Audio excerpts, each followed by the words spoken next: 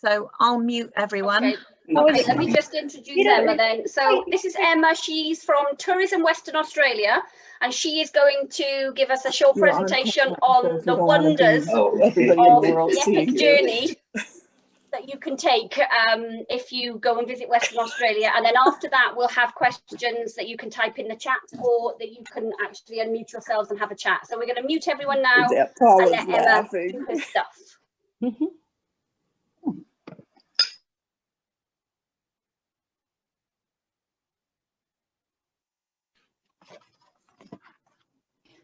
All right.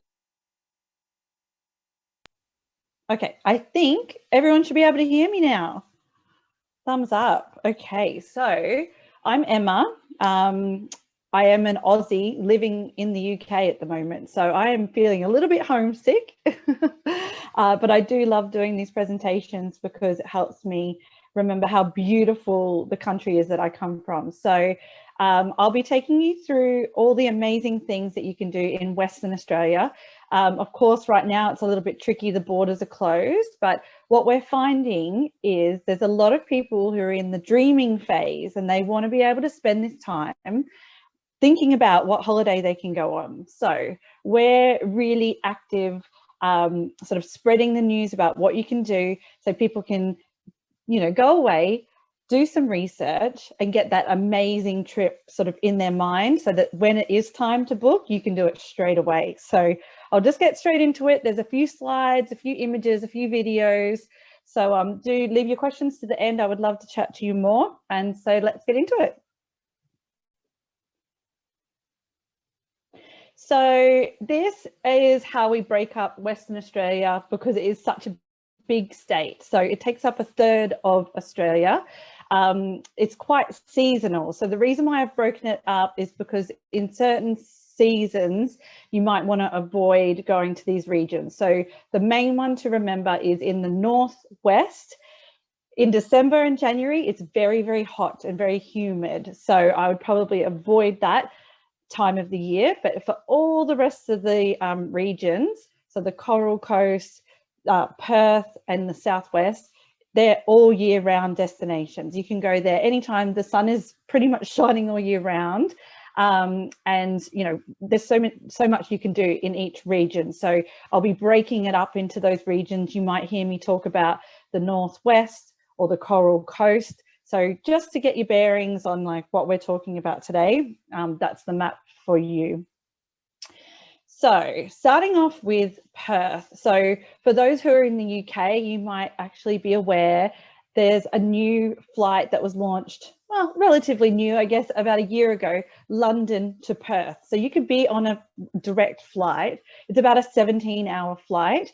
And you could be, you know, waking up in Australia. So it's really opened up the connections for getting into Australia from Europe and the UK.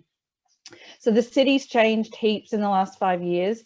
I'd say there's about 26 new hotels that have opened up in that time. And so thousands of hotel rooms to choose from, which has just completely changed the cityscape. This whole area that you see in the picture is called Elizabeth Quay. And that is all brand new, that whole area there. It's a really lovely place to sort of head down and have a beautiful dinner or take a bike ride along sort of the river there. So I'm just going to show you a quick video about all the things that you can do in Western Australia, and then we'll dive in a little bit deeper into each section. Have you been dreaming of getting away? Far away? Well, we know a place that will recharge your spirit. WA, Western Australia, a land where adventure awaits. Otherworldly adventures, ancient adventures, majestic, unfiltered adventures. Here in Western Australia, you can get away from the crowds, go beyond the expected, and take the road less travelled. There's plenty to choose from. Watch the sun melt into the water while strolling along a picture-perfect beach on the back of a camel. Get a fresh perspective on life, 40 metres up in the canopy of an ancient forest. Give your taste buds a holiday, sampling the best local produce in the Margaret River wine region. Or maybe it's time you just got outside and went for a swim with these gentle giants. Go on, turn waiting into planning. Western Australia. Adventure awaits. So I love the last line in that, turn waiting into planning. It really is the only thing we can do right now. So hopefully I inspire you lots with this presentation. So back to Perth, a few highlights that I just wanted to point out of reasons why Perth really should be somewhere that you have on your travel list. So it's the closest gateway for the UK. So with those direct flights, it's a real easy way in. I think in this post-COVID time, people might not want to be going through airports anymore. So a really great option just to get straight to Australia. The other thing I love about Perth is there's 19 beaches that are only 20 minutes from the city centre. So really amazing sort of options for those who love the city and those restaurants, but also love the beach as well. As I mentioned before, some of the best value hotel rooms, because there's so many hotels popping up all the time. There's amazing street art. This sort of river that you can see in the background of that shot, that's the Swan Valley River. It's such an amazing river that you can cruise along and actually get to a wine district as well. So that is a really good option for a day tour. And this particular shot, these two people are sitting in Kings Park. So this is actually bigger than Central Park. It's got amazing wildflowers, a beautiful walk that you can do. And as you see here, it's right next to the city. So a really great option for those people that just want a city that has a little bit of everything. As I pointed out before, this is Elizabeth Quay. The Ritz-Carlton is what you can see on the right-hand side there. That's actually the first Ritz-Carlton that's been built in Australia. So lots of people are investing in Perth, and I think it goes to show that this city is so magic and it's really sort of like an up-and-coming place to visit. So the other reason why I love Perth is it's really close to Rottnest Island. So that's what my background is here, these beautiful crystal clear water. It's actually only a short ferry ride from Perth. So lots of people like to do this as a day trip. Super easy to get to. I guess if you were staying at Elizabeth Quay, you just hop on the boat right there. You cruise out, you could see dolphins on the way, and you get to this island sort of within 60 minutes. It's a really amazing way to sort of see the coastline too. So as I mentioned, popular day trip, but you can actually stay overnight here too. So I'll show you a few cool places that you can stay. But before I get to that, just to mention the amazing beaches again. I know Australia is known for its beaches, but they really are that crystal clear, pristine white sand. It's just amazing island. There's no cars on the island as well, so you just cruise around on your bike, get your snorkeling gear. And of course, this little guy is a quokka. They are the superstar of the island.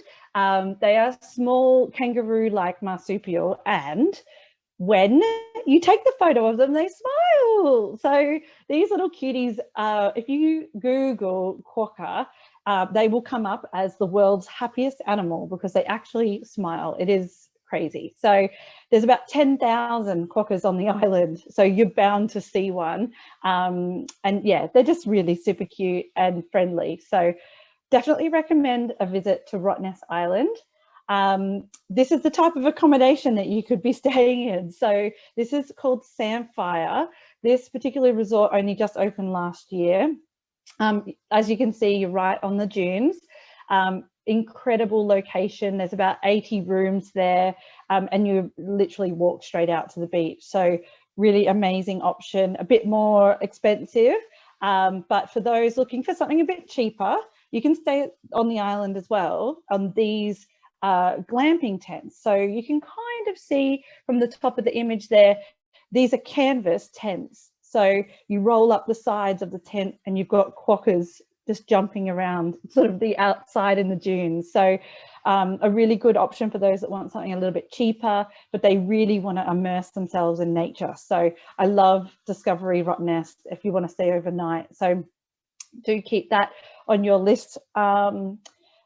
Moving on now to the southwest. So you can sort of see in the map here, there's Perth, Southwest is if we're heading down towards Margaret River. So I don't know if we've got any wine lovers on the call, but if you know Australian wine, you've probably heard of Margaret River wine. Some really amazing Chardonnays, just all these cellar doors, such a beautiful region as well. And you can go whale watching down there. It's known for surfing, so much that you can do. So this would be about like a 3-hour drive. So most people would like to get a hire car perhaps and head down, just driving on their own or with their families to check out Margaret River region and stay a few nights there. It's very popular. If anyone's going to Perth, they usually head down this way. So the main highlights, I guess, for Margaret River, like I said, would be the wine region, but it's also worth noting the limestone caves, those carry tree forests. I think that was in the video, the giant treetop walk. It's just one of the most beautiful and picturesque places, and it's not super busy. I guess there's the Australian summer holidays, which are around Christmas time, so December and January.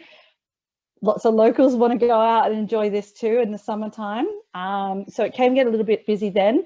So my pick would be just to make sure that you're going maybe more about February, when all the locals are sort of going back to work and you can have these beaches all to yourself. So a really amazing place to head to. The Cape to Cape track, for anyone who likes hiking, this is such a great option. It's 140 kilometers, 5 to 6 day walk.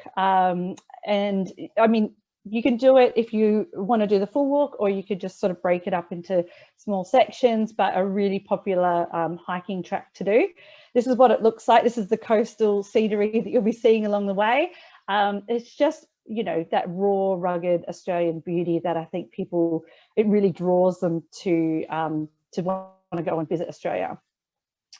So now we're going to be focusing on the Golden Outback. So that's where this photo, where you can see these kangaroos bounding along white sand. I think a lot of people see that image and they just think, what, is this even real life? Like, how can kangaroos be on a beach right now?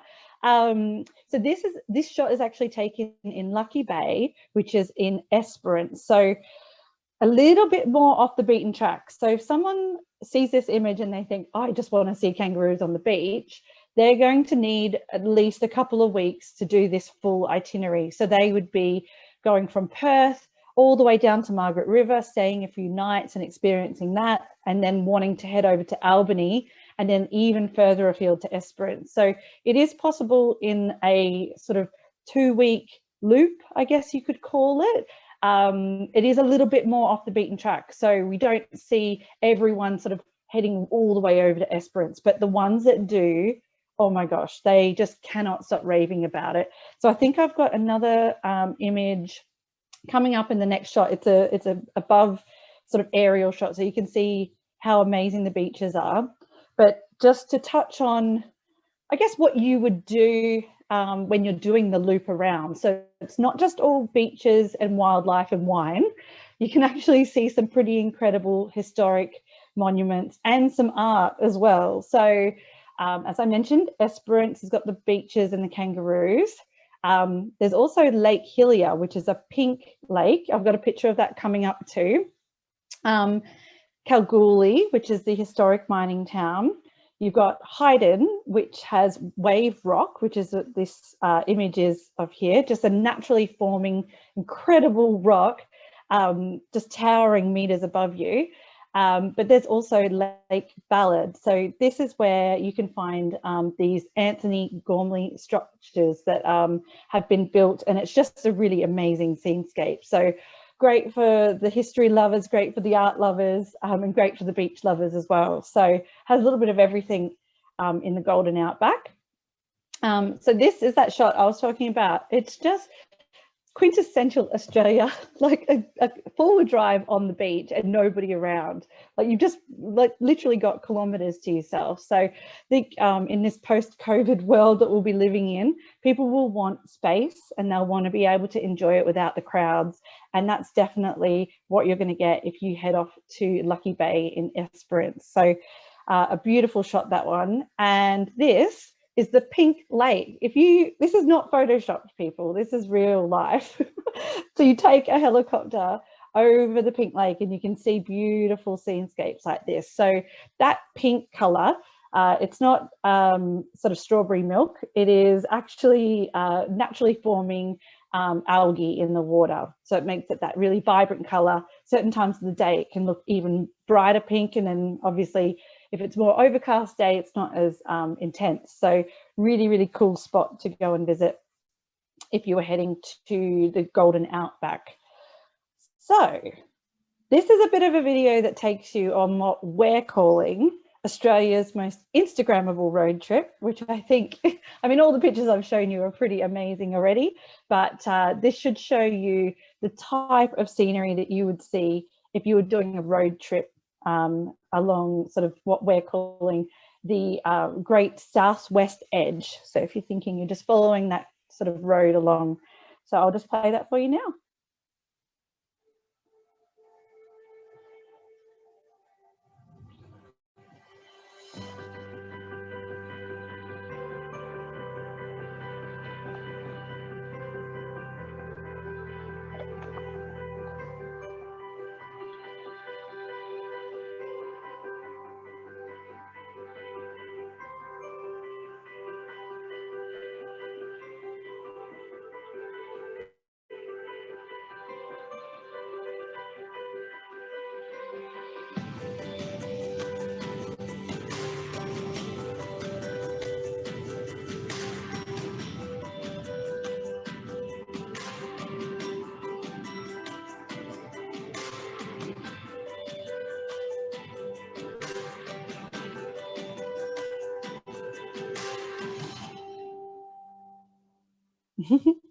So that's the Southwest Edge. Pretty amazing scenery. I'm hoping all the sound is actually coming through okay for you guys. So all good? That's good. Thanks, ladies. All right, so we've just covered off the bottom part. There's so much to talk about. So now, just to get your bearings, we're heading north from Perth. So this is what we call Australia's Coral Coast. And as you can see by this amazing image, you can see whale sharks there. You can also swim with them. So not for the faint-hearted, but it is an incredible experience and extremely safe. These whale sharks, their gullet is only the size of a golf ball. So they're not eating any people. Just had to establish that. I think people hear the word shark and they just run for the hills, but no, these guys are super safe. So we'll be heading north from Perth all the way up to the Coral Coast, Dingaloo Reef. A lot of people are aware of that name. It sticks in your mind. It's actually similar to the Great Barrier Reef, but it's a fringing reef. So that means it just goes along the coastline. You can walk straight from the sand out to the reef. You don't need to catch a boat or anything like that. You can be snorkeling with turtles, manta rays, dugongs, dolphins, the whole lot along this coast. So a bit different from the East Coast. I think people think it's going to be as populated, but it's not. It's much more sparse. You really just got open road to yourself. You've got kilometers of coastline to yourself. It's not as densely populated. So definitely a place for those that just want to sort of experience the great outdoors. Okay, so the main highlights, if you were doing a road trip along this sort of region, my tip on that, by the way, is probably to fly one direction, pick up a car, and then drive it back down and dropping it at Perth. So that sort of gives you more time in each town. It means that you're doing less driving, and also they've changed the car relocation fees now so that you're not getting charged a lot of money for that. So really good tip for this region if you're looking to do road trips. So just as if we were sort of like heading up from Perth, the first spot that you would probably stop in is the Pinnacles Desert. So this is about 2 hours north of Perth. It's these like big limestone rock formations, just an incredible like lunar landscape is what people describe it as, because it's just so out of this world. You can actually drive your car through sections of it, or you can just walk through it. It is just such an amazing spot to stop. So definitely check out the Pinnacles Desert. Another really cool thing that you can see up there now is the Kalbarri Skywalk. So Kalbarri is a little bit further north, so it's just like a sort of stop of a national park that you would want to stop in and take in these beautiful views. But the skywalk has been built so that it juts out over the cliffs, so you just get this incredible view, and the underneath sections of the skywalk are all see-through as well, so you can actually look right down into the gorge. So yeah, that's in Kalbarri National Park. Heading up a little bit further now to the World Heritage Area, where Shark Bay, Francois Peron National Park, it's a whole incredible area where there's like this red dirt that meets the ocean. So I've got a few pictures of that coming up. It's just, you need to see it to believe it, but it's parts of, I guess, Uluru, and that red dirt has been blown across all of Australia and has landed sort of on the coastline. So it's really amazing to see. You can also meet dolphins. They're completely in the wild. They'll swim in every morning. And this is at Monkey Maya. So really amazing highlight for anyone who loves wildlife. I'd put that on your bucket list. And then as you're heading up the coast even further, you then get to Ningaloo Reef. So you can obviously fly up there if you just prefer to get straight into your sort of whale shark swims. But yeah, you can swim with whale sharks there, humpback whales you can swim with, manta rays. It's a pretty incredible spot, as well as, you know, turtles, dugongs, dolphins. It's an incredible part of the world. So this is the shot that I was talking about with the red dirt. It is just, I've been on this beach before and it was completely deserted. It's just something you need to see to believe. Like, it's so pristine, the environment there, so untouched. So really amazing scenery in Francois Peron National Park. And then this is just a shot to give you an idea of how close the reef actually is. So this person is just literally swimming out to the Ningaloo Reef. For anyone who might get a little bit seasick or boat sick, it's probably a better option for you to go to the Ningaloo Reef than to the Great Barrier Reef, because you don't need to get on a boat. You're just walking out. There's so many spots too, so you're not crowded in with lots of tourists. You got the whole beach to yourself. So I love the Coral Coast for that. So we've just got a quick video just to give you an idea of what that sort of area feels like to experience.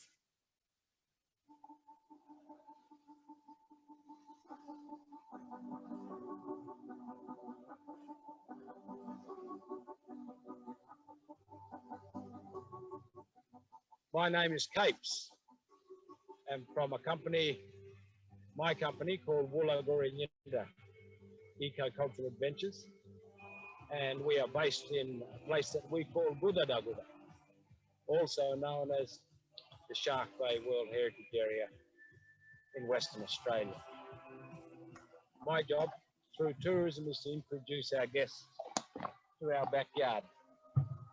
We want to show people this country from the inside, not from the outside.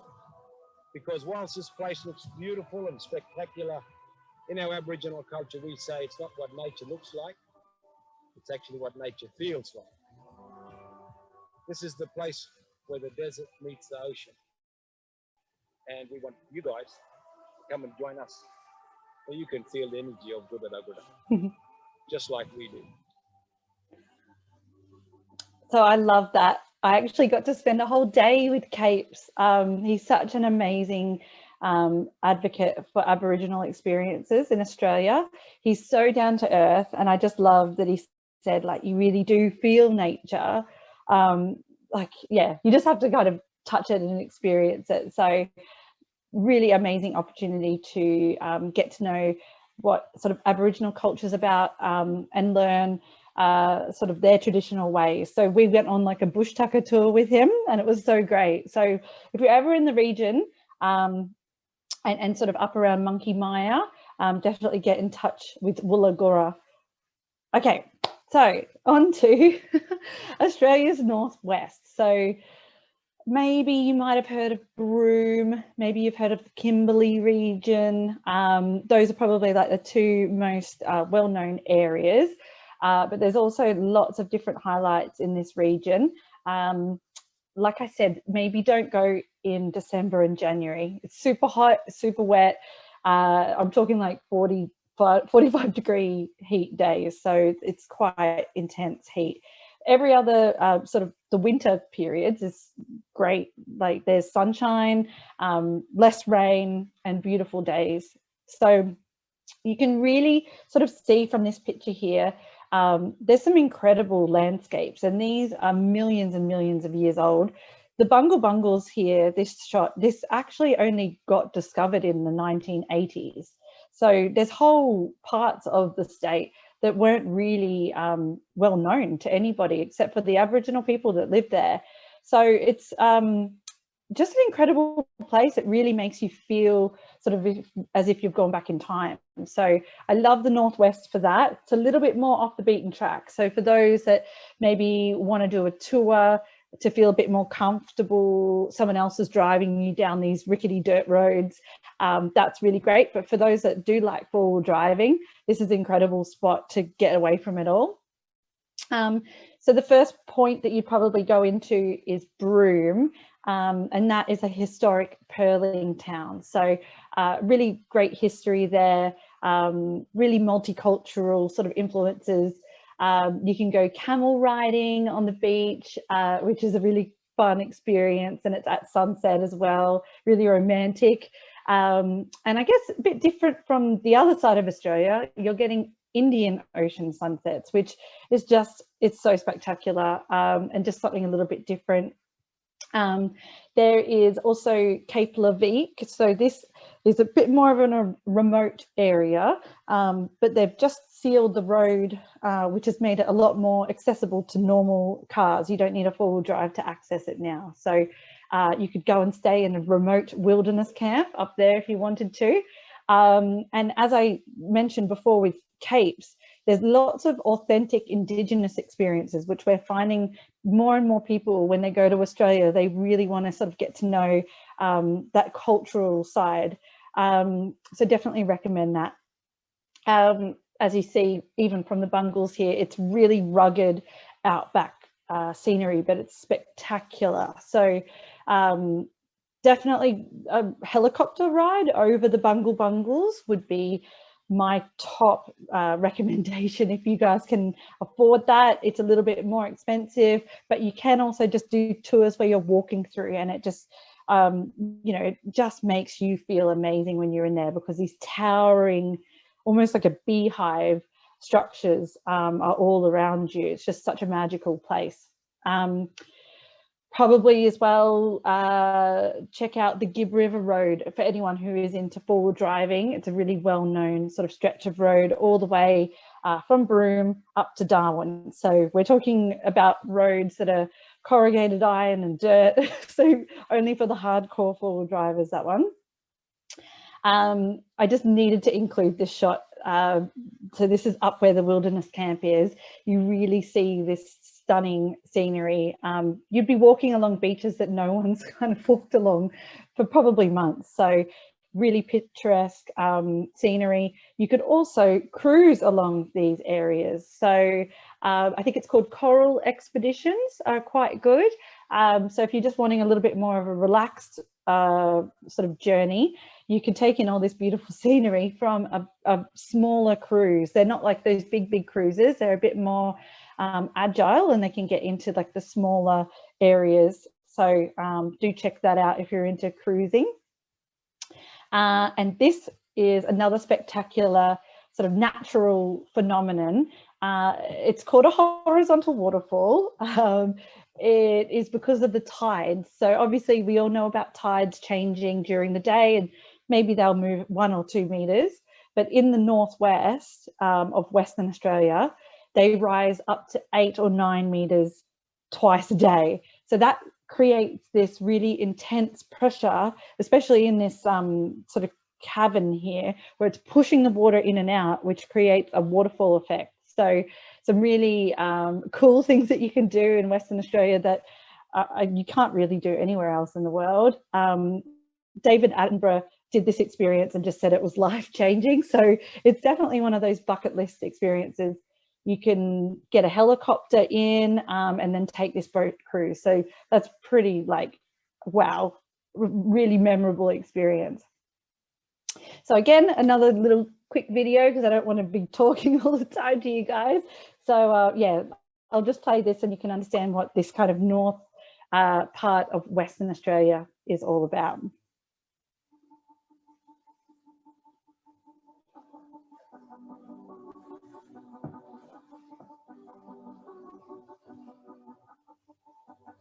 The Kimberley is one of the last true wildernesses, not just in Australia, but on the planet.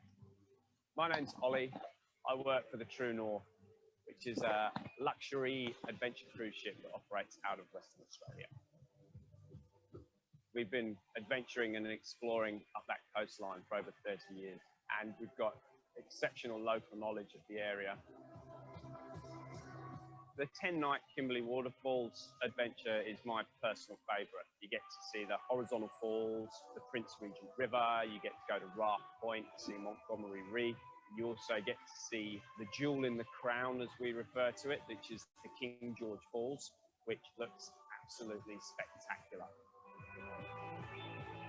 The things I love the most about the Kimberley are the grandeur, just the epicness of the landscapes. It's a bucket list adventure holiday, a life-changing experience. So, I mean, that says it all, life-changing. You could really see how close the boats could get too. It's like you're underneath the waterfall, essentially. So I think not everybody knows about the Northwest. Like they sort of just, maybe they'll go to Perth, they'll do a bit of the Margaret River and then they'll go to Sydney or whatever other Australian destinations have been on their bucket list.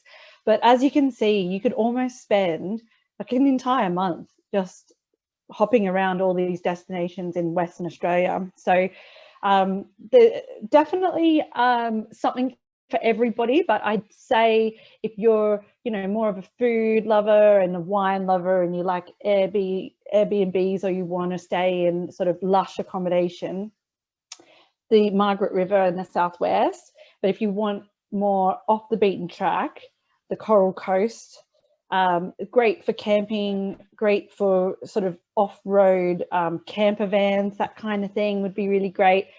And in the Northwest, there is some very, very fancy accommodation as well. El Questro, my personal favorite, is sort of just, you know, the be all and end all. So it's got a little bit of something for everybody in each region. So now I'm going to talk through nature's calendar, mainly just to highlight how much wildlife and nature you can actually see in Western Australia at any given time. So as you can see here, you've got down one side all of the wildlife, and then you've got the different months of the year. So you can see whale sharks or orca whales, humpback whales, manta rays, dugongs, dolphins.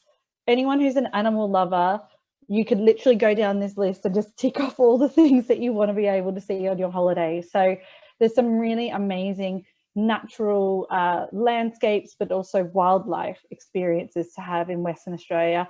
As I touched on before, you're not going to get the big crowds either. You're not everyone sort of like vying for the photo op. You're sort of on the beach on your own. So that's really special.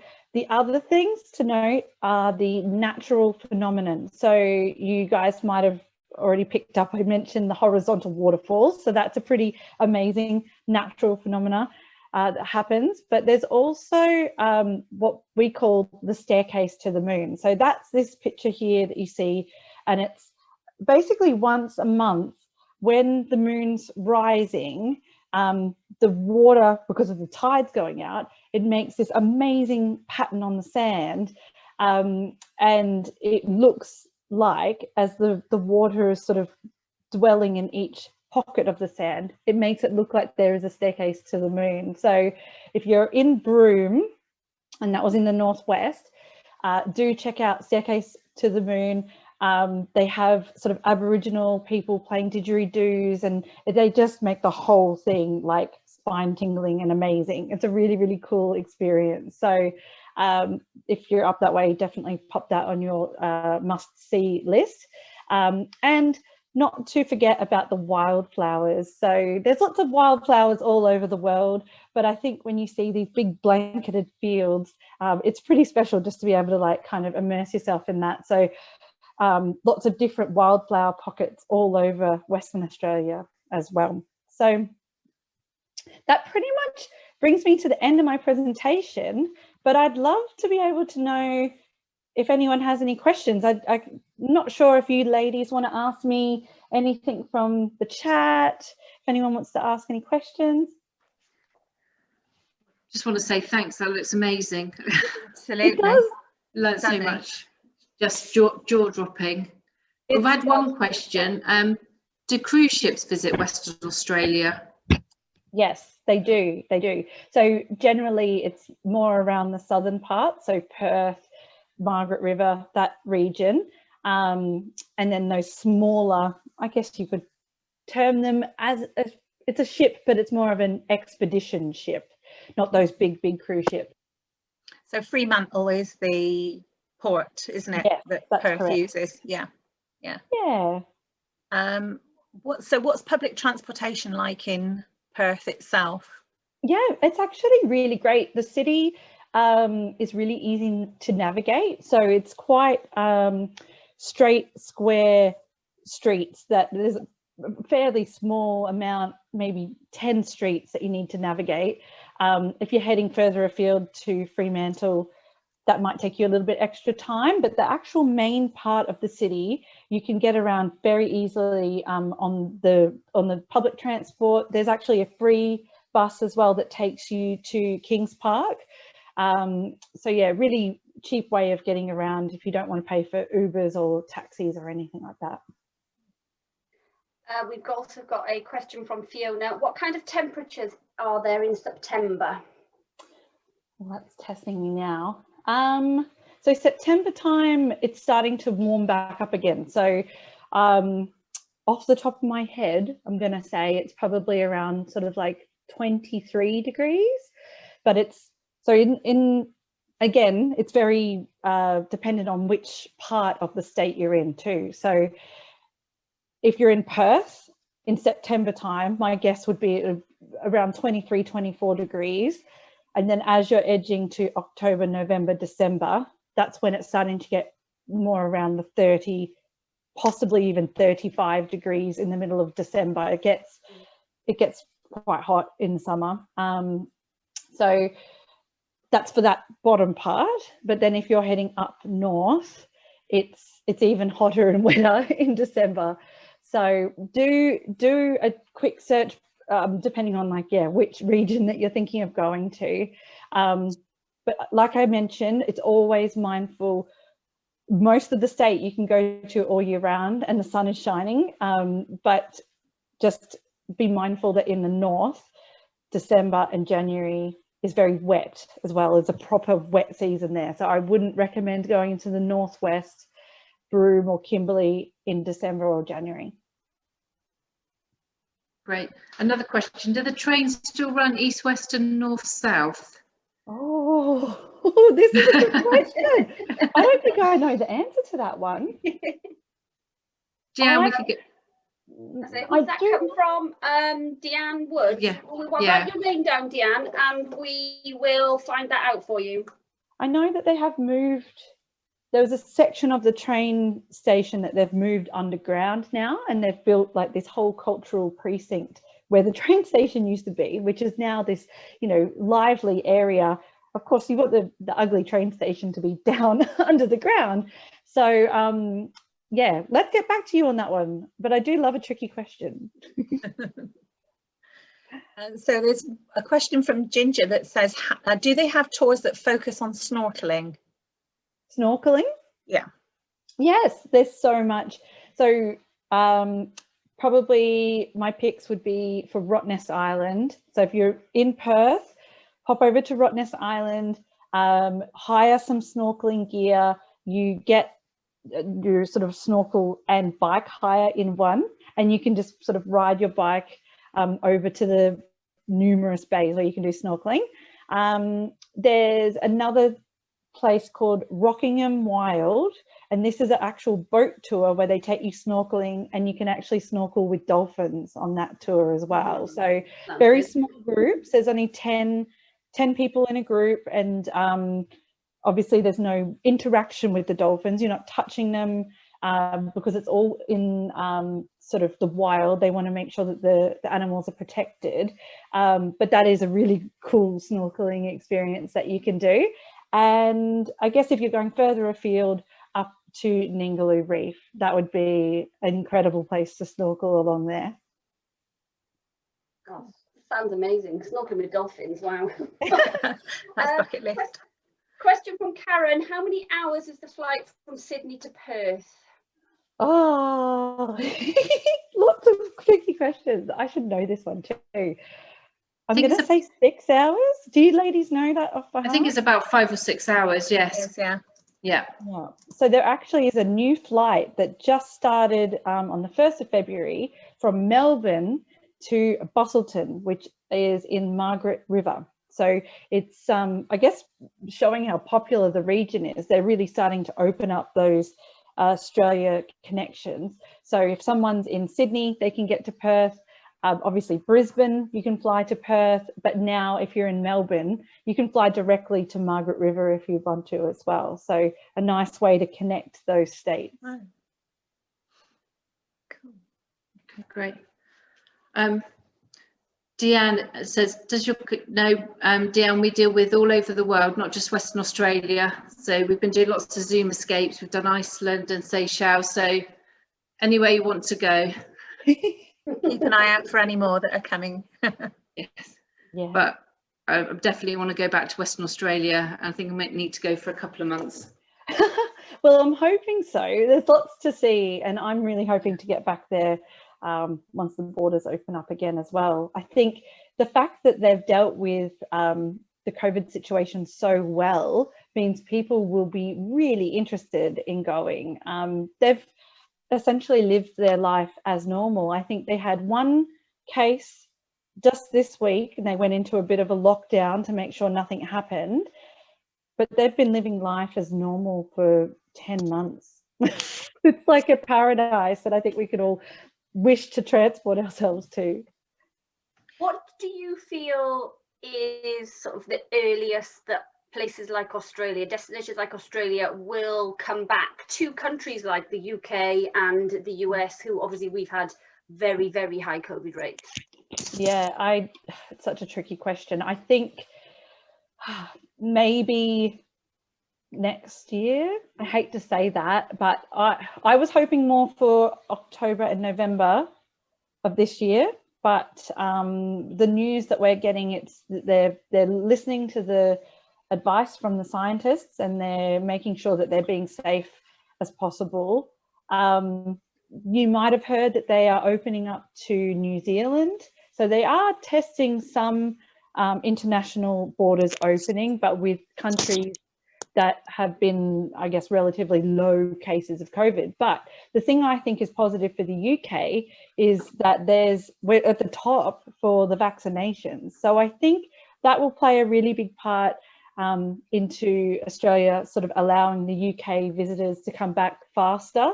The better we do with COVID, you know, the easier those relationships will be to start up those air corridors again. But I will sort of say that it's really hard to know, because I think this is such a, you know, things change so quickly.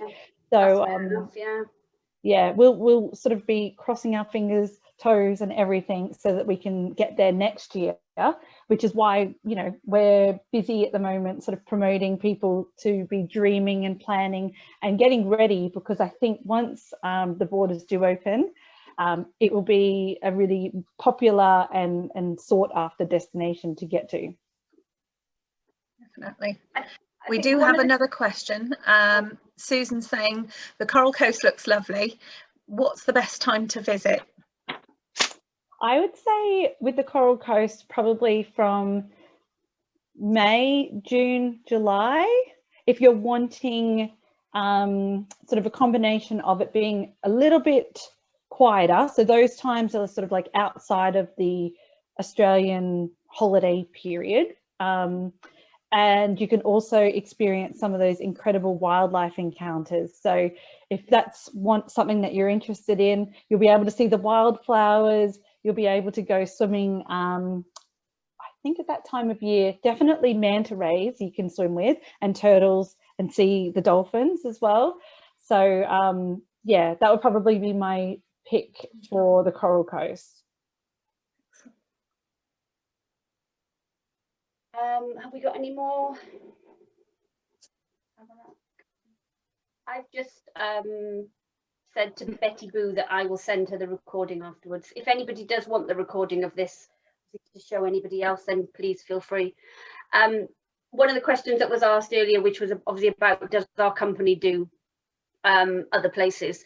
One of the good things about booking through someone like a travel counsellor, so any travel consultant really, is that they can have the flexibility to enable you to book with confidence, and if it needs to get moved back, we can do that with no stress on you at all. Obviously we've been doing it for the last, how long now, a year? But we think, we do agree with Emma, actually probably 2022 is going to be the earliest for Australia. And New Zealand, of course. So, you know, fingers crossed from you know, the next couple of months we'll start, you know, flights will start to appear for 2022. And yeah, well, anybody who's interested in traveling over there, we can start getting itineraries together and doing a bit of research, and, you know, starting the exciting journey of booking some holidays again. Yes, I can't wait. I honestly think you could book something this year, but then you'd have to be open to it potentially getting moved. And so that's why if you're wanting to play it on the cautious side, then 2022. And I think actually Singapore Airlines might have already released some sale airfares for those dates, because people are looking far in advance. So they might be thinking, well, 2021, I might just travel locally, but I want to do a really big, amazing trip in 2022. Yeah. So what am I going to sort of like hang as my big bucket list experiences? So hopefully I've inspired everybody a little bit. It's definitely an amazing place that I'm super passionate about, and I can't wait to get back. I love the beach. So I think that'll be the first thing that I do, is dive into that beautiful water. But yeah, I just wanted to sort of share that with you guys and inspire you a little bit so that you can keep dreaming, and hopefully we get back traveling very, very soon. Hopefully. Yes, I think we've got a few more questions actually. Oh, I'm happy to stay on. If you don't mind. Yeah, David has asked, is van camping popular? And so I'm assuming camper vans. Yes, actually, more so probably with the German market, when we talk to the guys over in Germany when they sell lots of camper vans. But maybe, I guess, for people who don't mind roughing it a little bit, there's heaps of those sort of vans that have your own sort of cooking plate. You can go and park in some of the most incredible beach campsites, and you've got like a better view than anyone could have at a big fancy hotel. So I'm all for the van sort of life. And yeah, there's lots of different van places that you could book through as well. So probably the thing to keep in mind is where you want to pick it up and where you want to drop it off.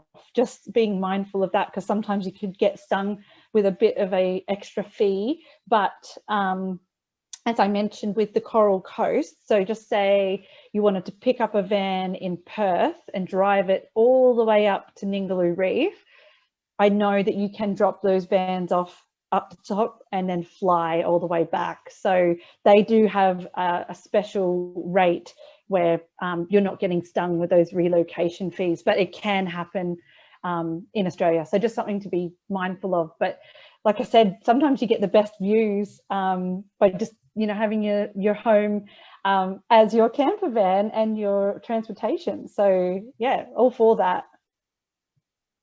Yeah, I'd love to do that actually. One of those big, a big American RV. Yes. Oh, those ones are really nice. Rather than a little one. They have showers in them too, which is just incredible. That's the life. Have we got any more? Yes, there's another one. Is True North Cruises the most expensive for doing the Kimberleys? Oh, I do know that they are quite top end luxury, but I don't know if they're more expensive than Coral Expeditions. Both of them are quite pricey because it's small, much smaller cruise.